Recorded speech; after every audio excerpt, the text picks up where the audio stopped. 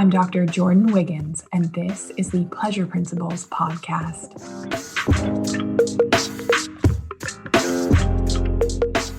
Join me on this journey where sex, science, and sensuality meet. Let's change the conversation around sex and pleasure together.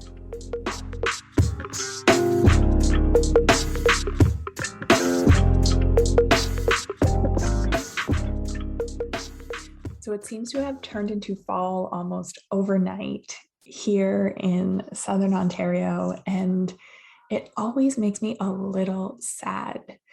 I love summer. I love the sun. I love the beach. I love the relaxation and schedule, the flow, socially, seeing more people. And it always leaves me with this little pang of sadness and a little something. I'm left longing. There's something more, something that I desire or just feel sad as we transition into the fall season. And you pumpkin spice lovers, lucky you, because it is your season coming up. So that longing, that desire for more kind of got me thinking about orgasm, pleasure, and sex, and how for a lot of us, sex is something that we are left longing for more. We avoid because it can end in a fight or us feeling unwanted or broken. And if you've been following me for a while now, you know that 1 in 2 women will suffer from sexual dysfunction in their lifetime. This can be difficulty getting or staying aroused, a complete lack of interest in sex and pleasure. It could be pelvic pain, difficulty getting lubricated. Maybe your vagina's numb and there's just not a lot of sensation there. And one of the most common things that I hear from women is they have difficulty having an orgasm. I've been asked if mind-blowing orgasms even really exist because it is so far away from the sexual experience that so many women have that they can't even wrap their heads around this idea. They have worked with me for a while, so they feel comfortable saying, Dr. J, is this even true? Is this a thing, or is this a myth in the movies or something that people are acting out in porns? Because I just don't think that great sex and amazing orgasms are possible for me. We're taught that lack of pleasure is the default, that it is so common and just normal that there's no point in treating it or doing anything about it. But because it's common, it doesn't mean that we have to accept this as our reality or suffer with it. 1 in 10 women have never experienced orgasm ever. That's 10% of women who have never had an orgasm with a partner or by themselves. Let's compare that to men who achieve orgasm 90% of the time. 10% versus 90%. Why is that? What's the difference? And are this many women simply incapable of having an orgasm? That can't be true, because study after study has shown that women in lesbian relationships orgasm at a significantly higher rate than women in straight relationships. Bro, men, we need to talk. So there's something else going on here. So women in heterosexual relationships orgasm at a much lower rate than women with women, or men with men for that matter. So what is going on in heterosexual relationships that women are not orgasming at the same rate or even at all? Lack of pleasure is a health problem. And even though orgasm doesn't have to be the be all and end all of a healthy and satisfying sex life. If we can change the narrative around women and orgasm, around what sex is, and embrace the discovery of what we desire rather than running from it, I believe we can drop the number of women that have never had an orgasm and reverse the sexual dysfunction statistics. Many of the women that I work with who have difficulty with orgasm go onto blogs and magazines for answers, and I get it. I write for these blogs and magazines. Two of the most common solutions that they are given is get comfortable with your vulva and look at it with a mirror. The second is masturbate. These are great options for reconnecting with pleasure and learning what you like, what you don't like, what you desire, what types of touch turn you on. And they may even be a great place to start. But let's dive a little deeper. This is a question I've received recently. Dr. Jordin, I've been faking orgasms with my husband for 18 years, and I don't know how to tell him. I am terrified it is going to crush him and break his trust, but I'm starting to learn that I deserve more. I might not be broken, and I want better. So what do I do? You're probably either shocked to hear this or relieved because it sounds like you. This story is not uncommon.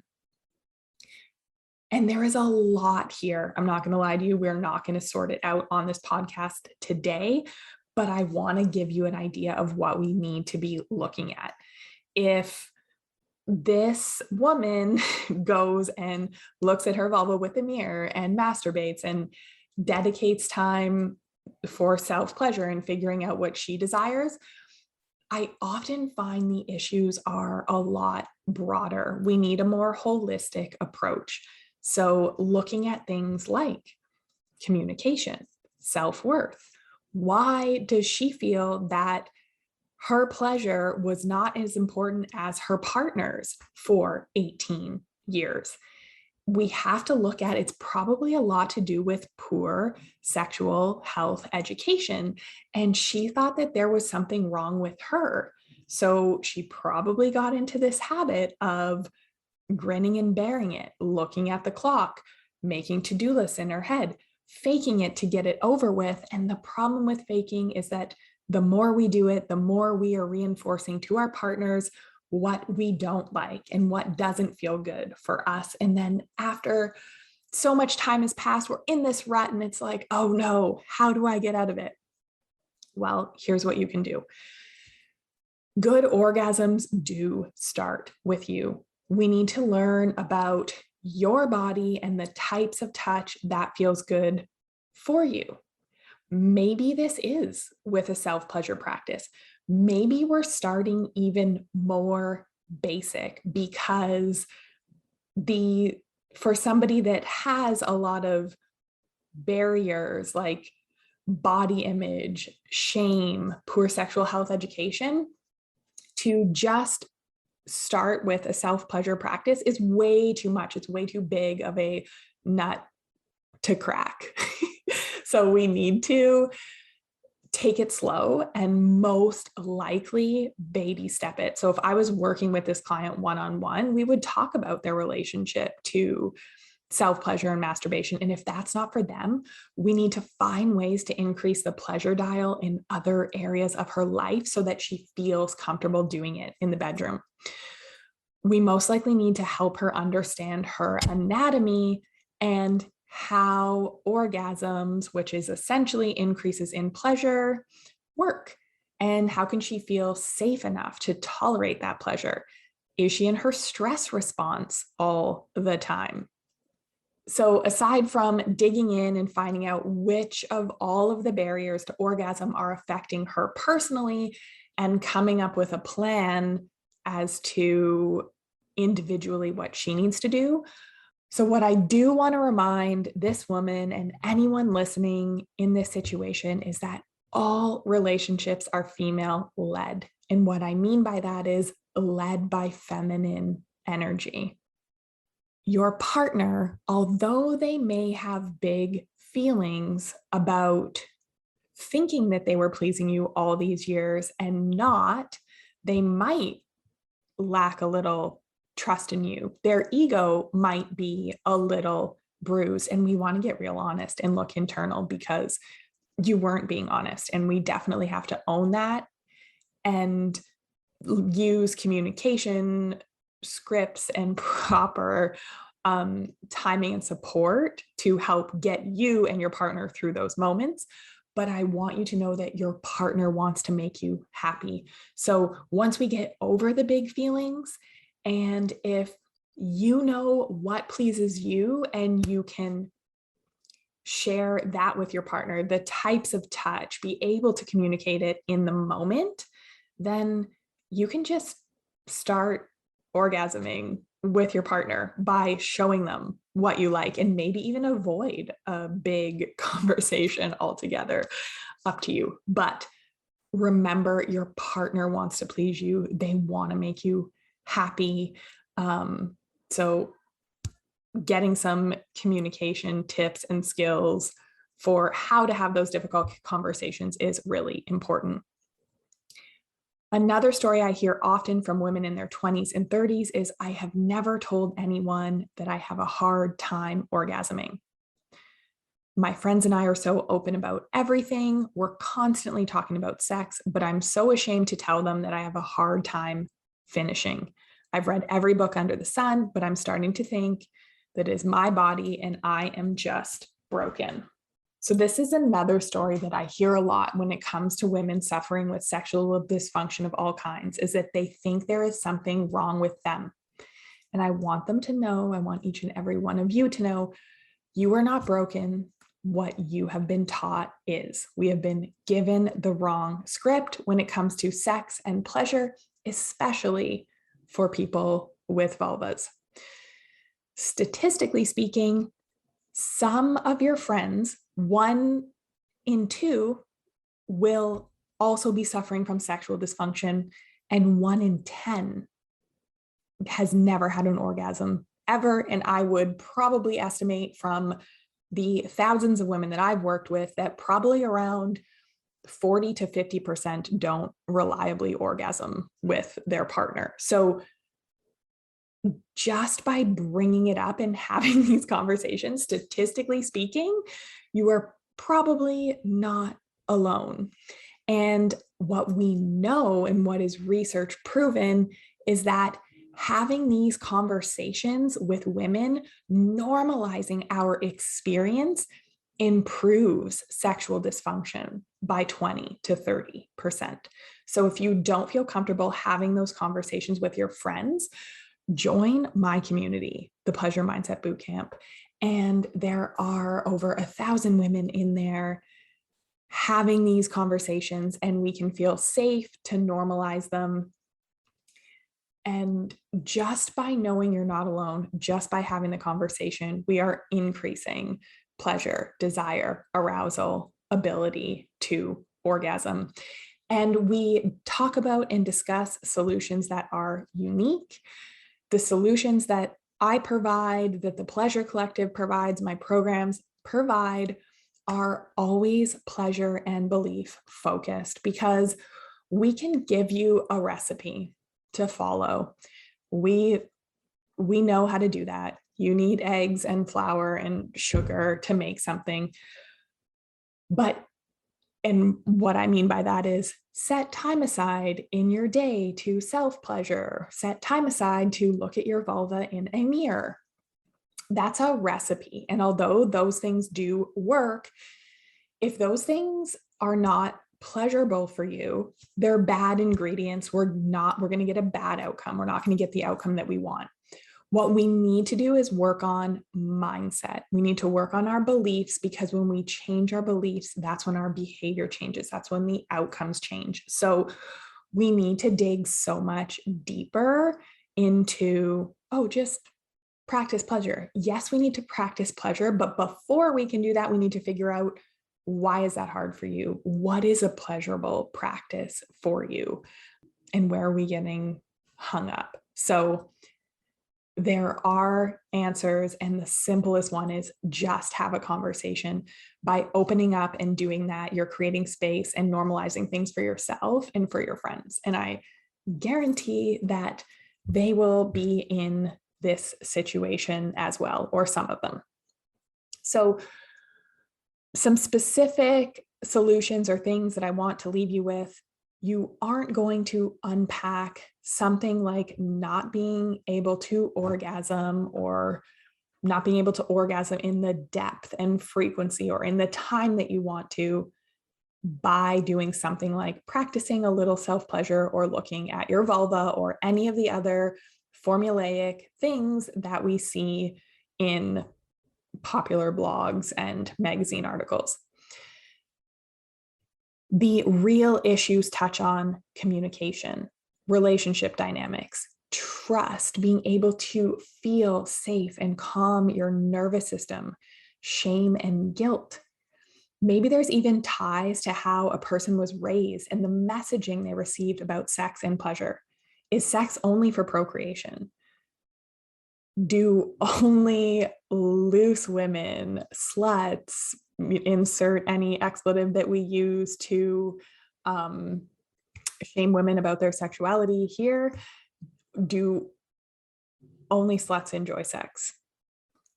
There's a social stigma about women being too hard to please or too difficult, and their pleasure takes a back seat to men's in several hetero relationships. I am getting dry just saying this and thinking about it. Maybe you were taught not to talk about sex. My number one solution is we need to talk about it. Talk to your partner, talk to your girlfriends, because just opening up and discussing your issues has been research proven to increase desire and orgasm. If you are working on a major transformation with your partner, these conversations can be difficult to have. I suggest the following pattern for addressing these. Get out a pen and paper. Normally only teach these in my paid groups, but I want to share them with you today. First, start with information. Start with facts. Facts are neutral. They're not emotionally charged. Ask your partner, did you know 50% of women struggle with sexual dysfunction? This opens the door to a conversation that is factual, neutral, and gives you both something to talk about. Next, listen or read something together with your partner. If you are looking for couple-specific information, I suggest listening to episode 6 of the Pleasure Principles podcast with your partner as an introduction to the kind of sex that is good for women and what women really want in the bedroom.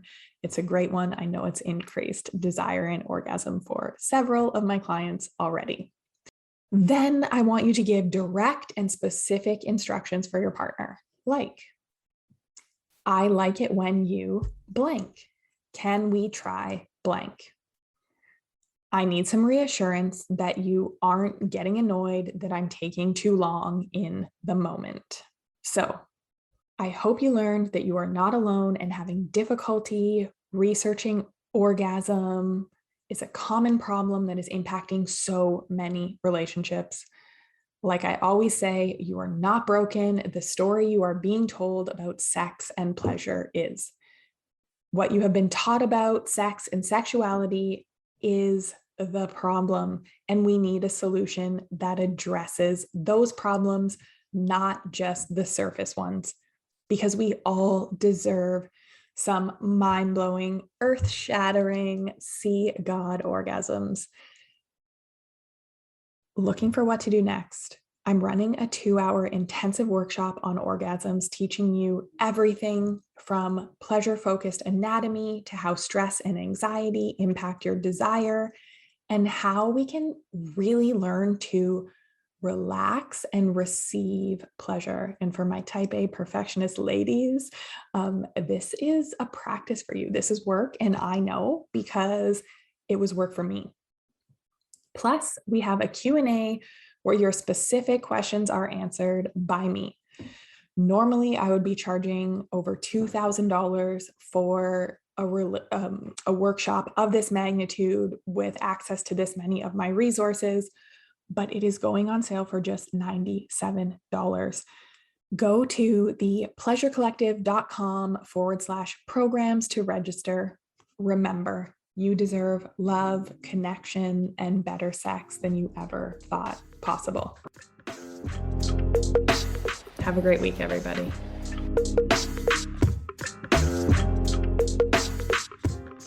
If you like what you heard in this episode, leave me a rating. Your support helps me get discovered by more women like you. Together, we can change the conversation around women's sexual health and pleasure for you, your partners, and generations to come.